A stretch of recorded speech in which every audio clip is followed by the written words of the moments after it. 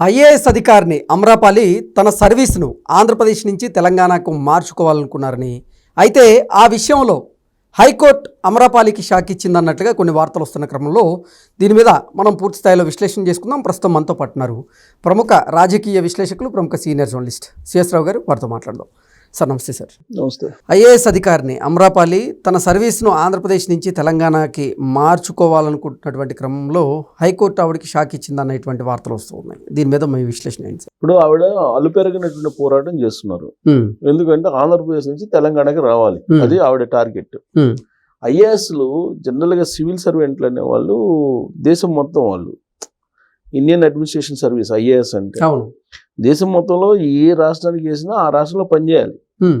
కానీ కొన్ని లూప్ హోల్స్ని పట్టుకొని వాళ్ళకి కావాల్సినటువంటి రాష్ట్రంలో వాళ్ళకి కావాల్సినటువంటి ప్లేస్ వేయించుకోవడానికి రకరకాల ప్రయత్నాలు చేస్తూ ఉన్నారు. దాంట్లో భాగంగానే గత ప్రభుత్వం, ఆంధ్రప్రదేశ్లో ఉన్నటువంటి ప్రభుత్వం, జగన్మోహన్ రెడ్డి గారి ప్రభుత్వం ఏదైతే ఉందో ఆ ప్రభుత్వానికి కొంతమంది ఐఏఎస్లు నిబంధనలకు విరుద్ధంగా చేసిన కారణంగానే ఐపీఎస్లు వాళ్ళు ఇప్పుడు జైల్లో ఉన్నారు. కొంతమంది ఆరోపణలు ఎదుర్కొంటున్నారు. అంటే వాళ్ళ నిబంధనలకు అనుగుణంగా వాళ్ళు పనిచేయకుండా వాళ్ళు కొన్ని ఇంట్రెస్టులతోటి వాళ్ళు ఈ ప్రయత్నాలు చేస్తున్నారు. అలాంటి జాబితాలు ఇప్పుడు అమ్రపాలి గారు కూడా ఉన్నారు. డిఓపిటి ఏం చెప్పింది, ఏ రాష్ట్రానికి సంబంధించినటువంటి ఐఏఎస్లు ఆ రాష్ట్రానికి వెళ్ళిపోండి అని చెప్పి నిర్ద్వందంగా చెప్పేసింది 2 years బ్యాక్, 1.5 years బ్యాక్. చెప్పినప్పుడు కొంతమంది ఐఏఎస్లు తెలంగాణ ఉండేటువంటి ఏపీ క్యాడర్ ఐఏఎస్లు అక్కడికి వెళ్ళిపోయారు. అలాగే ఐపీఎస్లు కూడా వెళ్ళిపోయారు. అంజన్ కుమార్ గారు వీళ్ళందరూ ఐపీఎస్లు వాళ్ళు వెళ్ళారు. ఎవరి రాష్ట్రంలో వాళ్ళు పని చేసుకోండి అని చెప్పారు. కానీ అమ్రపాలి గారు ఆంధ్రప్రదేశ్లో పనిచేయటం ఇష్టం లేక కొన్ని రోజుల పాటు లీవ్ పెట్టింది ఆవిడ. అక్కడికి పోయిన తర్వాత ఆంధ్రప్రదేశ్లో రిపోర్ట్ చేసి కొన్ని రోజులు లీవ్ పెట్టి వెళ్ళిపోయారు. మళ్ళీ తర్వాత వచ్చారు. అంటే అసలు ఆంధ్రప్రదేశ్లో పనిచేయడానికి ఆవిడకి ఇష్టం లేదు. ఐఏఎస్లకి ఎక్కడైనా ఒకటే కదా డ్యూటీస్, కానీ అక్కడ పనిచేయడానికి ఇష్టం లేదు. మరి ఎందుకు ఇష్టం లేదు ఏమో, తెలంగాణకు రావాలని తీవ్ర ప్రయత్నాలు చేస్తూ ఉన్నారు. ఆంధ్రప్రదేశ్లో అప్పటికి కూటమి ప్రభుత్వం ప్రతిష్టాత్మకమైనటువంటి టూరిజం రంగాన్ని ఇచ్చింది ఆవిడకి. టూరిజం ఇచ్చారు, టూరిజం డెవలప్ చేయడానికి ప్రత్యేకమైన ప్యాకేజీలు ఇచ్చారు. అవును, ఆవిడ ఛాలెంజ్ తీసుకొని చేయాలి. కానీ ఆవిడ తెలంగాణకి రావాలని చెప్పేసి హరికిరణ్ అనేటువంటి ఒక ఐఏఎస్ అతన్ని అప్రోచ్ అయ్యి స్వాప్ అంటారు, స్వాప్ పద్ధతి ద్వారా స్వాప్ చేసుకునే ప్రయత్నం చేశారు. అంటే ఈయనేమో అక్కడికి వెళ్ళేటట్టు, ఆమె ఇక్కడికి వచ్చేటట్టు. దాని మీద క్యాట్ కి వీళ్ళు అప్లై చేస్తే క్యాట్ ఒప్పుకుంది, ఓకే అని చెప్పి అంది క్యాట్.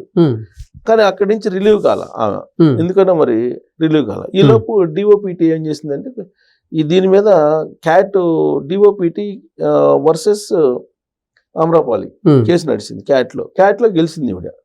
సో ఆ క్యాట్ ఇచ్చినటువంటి ఉత్తర్వులను సవాల్ చేస్తూ డిఓపిటి ఏం చేసిందంటే హైకోర్టులో పిటిషన్ ఇస్తుంది. అప్పుడు ఈ క్యాట్ ఇచ్చినటువంటి ఉత్తర్వుల మీద స్టే ఇచ్చేసింది హైకోర్టు. అయిపోయింది కథం. క్యాట్ రిలీవ్ గమ్మున్నప్పుడు రిలీవ్ అయితే తెలంగాణకు వచ్చేసింది వాళ్ళు ఆవిడ. కానీ కొంచెం గ్యాప్ వచ్చేసింది. గ్యాప్ రావడంతో దాన్ని డిఓపిటి సవాల్ చేసింది. మేము చెప్పినట్టు డిఓపిటి అనేది మొత్తం ఐఏఎస్లకు సంబంధించి, సివిల్ సర్వెంట్లకు సంబంధించి మొత్తం హెడ్ ఆఫ్ ది డిపార్ట్మెంట్ ఢిల్లీలో ఉంటుంది. అది సీరియస్గా తీసుకుంది. యాక్చువల్గా డిఓపిటి ఇచ్చిన వార్నింగ్ ఏ రాష్ట్రానికి సంబంధించి ఆ రాష్ట్రానికి వెళ్ళిపోయినది. యాక్చువల్గా ఉమ్మడి ఆంధ్రప్రదేశ్లో ఈవిడ ఐఏఎస్. అవును, అప్పుడు ఈవిడ నేటివ్ ప్లేస్ యాడ్ పెట్టిందంటే వైజాగ్ పెట్టారు. రాష్ట్రం విడిపోయిన తర్వాత ఐఏఎస్లు ఐపీఎస్ని పంచుకున్నారు, విభజించుకున్నారు. ఏ రాష్ట్రానికి సంబంధించిన ఆ రాష్ట్రానికి విభజించుకున్నప్పుడు ఆ విభజనలో ఈవిడ ఆంధ్రప్రదేశ్కి వెళ్ళిపోయారు. అవును, ఆంధ్రప్రదేశ్కి వెళ్ళిపోయినప్పుడు ఆవిడేమన్నారంటే నేను చదువుకున్నంత హైదరాబాదేను, అప్పుడు ఉమ్మడి ఆంధ్రప్రదేశ్ ఉన్నప్పుడు నేను వైజాగ్ అని పెట్టాను తప్పితే నా మొత్తం ఎడ్యుకేషన్ అంతా హైదరాబాదు అని చెప్పేసి డిప్యుటేషన్ మీద తెలంగాణలో కొనసాగుతూ వచ్చారు. వరంగల్ కలెక్టర్గా మంచి పేరు తెచ్చుకున్నారు. తర్వాత గ్రేటర్ హైదరాబాద్ కమిషనర్గా ఇప్పుడు రేవంత్ రెడ్డి గారు అపాయింట్ చేశారు ఆవిడ్ని. ఆ తర్వాత డిఓపిటి సీరియస్ కాగానే ఏ రాష్ట్రానికి సంబంధించినటువంటి ఐఏఎస్లు ఆ రాష్ట్రానికి వెళ్ళిపోయారు. ఇప్పుడు ఈవిడ ఆంధ్రప్రదేశ్ నుంచి రావడానికి ఇంకా కూడా ప్రయత్నం చేస్తున్నారు. ఇప్పుడు హైకోర్టు ఆల్రెడీ స్టే ఇచ్చింది కాబట్టి ఇప్పుడు రావడానికి ఉండదు. మళ్ళీ ఆవిడ దాని మీద ఇంకా మళ్ళీ పోరాడాలి. ఇప్పుడు అసలు ఎందుకు ఆ స్టే ఇచ్చింది అని అంటే హైకోర్టు, ఈ హరికిరణ్ అనే అతను రిజర్వ్ క్యాండిడేట్, రిజర్వేషన్ ద్వారా ఐఏఎస్ అయ్యాడు ఆయన. ఓకే. సో కాబట్టి ఆయన ఐఏఎస్ స్వాప్ పద్ధతిలో మీ Hmm. ఐఏఎస్ ఆయన రిజర్వేషన్ ద్వారా వచ్చాడు కాబట్టి మీరేమో ఓసీకి జనరల్ కేటగిరీ కాబట్టి ఈ స్వాప్ సిస్టమ్ చెల్లదు అని చెప్పింది హైకోర్టు. స్వాపింగ్ సిస్టమ్ చెల్లదని చెప్పింది. అక్కడ స్టే ఇచ్చేసింది. క్యాట్ ఇచ్చినటువంటి ఉత్తర్వులను స్టే ఇచ్చేసింది. సో దాంతో అమ్రపాలి గారు ఆంధ్రప్రదేశ్లో కంటిన్యూ కావాల్సినటువంటి పరిస్థితి ఏర్పడింది. సో ఐఏఎస్లు ఎవరైనా సరే ఇప్పుడు జనరల్గా అడ్మినిస్ట్రేషన్ ఇప్పుడు చంద్రబాబు నాయుడు గారి దగ్గర పనిచేయడానికి చాలా మంది ఇష్టపడుతుంటారు. పైగా ఆయన మొత్తం అన్ని జిల్లాలకి దాదాపు 22 జిల్లాలకు ఏమో అక్కడ అంటే విడిపోయినటువంటి జిల్లాలు 22 జిల్లాలకు యంగ్ ఐఏఎస్ని కలెక్టర్లుగా చేశారు. ఆయన ఎంకరేజ్ చేస్తున్నారు. ప్లస్ ఆయన గతంలో ఉమ్మడి ఆంధ్రప్రదేశ్కి ఉన్నప్పుడు ఆయన దగ్గర పనిచేసినటువంటి ఐఏఎస్లు ఆర్బీఐ గవర్నర్ దువ్వూరు సుబ్బారావు గారు ఇలాంటి వాళ్ళు చాలా మంది ఉన్నారు. చాలా మంచి పేరు తెచ్చుకున్నారు. కానీ ఇవాళ ఐఏఎస్ల పరిస్థితి ఎలా ఉందంటే పోస్టింగ్ రావటమే వాళ్ళ ఇంట్రెస్ట్లు వెస్ట్రన్ ఇంట్రెస్ట్లు చాలా ఉన్నాయి. ఆ వెస్ట్రన్ ఇంట్రెస్ట్ల క్రమంలో వాళ్ళకి కావాల్సినటువంటి వాళ్ళ దగ్గరికి వెళ్తే ఏదో లబ్ధి పొందొచ్చు. ఐఏఎస్ గా ఏ రాష్ట్రంలో అయినా సరే ప్రజలకు సేవ చేయడమే, అది ఆంధ్రప్రదేశ్లో అయినా తెలంగాణలో అయినా మరో రాష్ట్రంలో అయినా సరే ప్రజలకు సేవ చేయడమే ఉంటుంది. మరి ఆంధ్రప్రదేశ్లో ఆవిడ సేవలు అందించడానికి ఉన్న సమస్య ఏంటి ఆవిడకి? ఆవిడ తెలంగాణ అంటే ఇంట్రెస్ట్ ఉన్నట్టు అనిపిస్తుంది. హైదరాబాద్లో చదువుకున్నానని చెప్తున్నారు ఆవిడ. కోర్టులో కూడా అది ఆర్గ్యుమెంట్ కూడా అదే, హైదరాబాద్లో చదువుకున్నారు, మొత్తం హైదరాబాద్ తోటి నాకు పరిచయాలు ఉన్నాయి, ఆంధ్రప్రదేశ్ అనేది నేటివ్ ప్లేస్ అని పెట్టేది తప్పితే నాకేం సంబంధం లేదు అనే యాంగిల్లో ఆవిడ చెప్తున్నారు. కానీ నేటివ్ ప్లేసా కాదనేది సివిల్ సర్వెంట్లకు ఉండదు.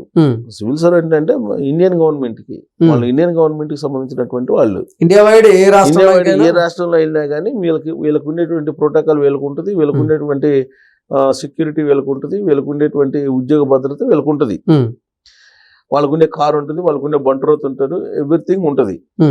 కానీ ఇప్పుడు అదే మారినటువంటి పరిస్థితులు ఫోకల్ పాయింట్, తర్వాత ఇంపార్టెంట్ రాష్ట్రం, ఇవన్నీ ఎంచుకుంటున్నారు వాళ్ళు. డిప్యుటేషన్ మీద వెళ్తున్నారు. డిప్యుటేషన్ మీద వెళ్ళిపోయేసి ఇప్పుడు ఆవిడ యాక్చువల్గా పిఎంఓ ఆఫీస్లో కూడా చేశారు.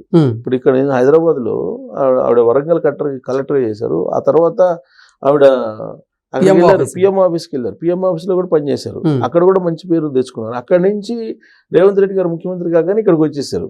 అంటే గ్రేటర్ హైదరాబాద్ కమిషనర్గా చేయాలనేటువంటి ఒక థాట్ ఉన్నట్టుంది. ట్రాక్ రికార్డులో వాళ్ళు కొన్ని ప్లేసెస్ ఎంచుకుంటారు. గ్రేటర్ హైదరాబాద్ కమిషనర్ చేయటం అనేది అదొక వాళ్ళ కెరీర్ లో ఒక ట్రాక్ రికార్డ్, అది చెప్పుకోదగ్గ ట్రాక్ రికార్డ్ కింద మిగిలిపోతుంది అనేది ఒక భావన వాళ్ళకి.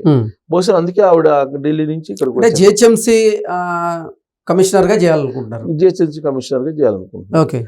సో రేవంత్ రెడ్డి గారు ఇచ్చారు కూడా అది. కానీ ఇచ్చిన కొన్ని రోజులకి నెల కూడా కాల, ఆల్మోస్ట్ 1-2 నెలలకే ఇమీడియట్ గా మా డిఓపిటి ఉత్తర్వులు జారీ చేస్తుంది.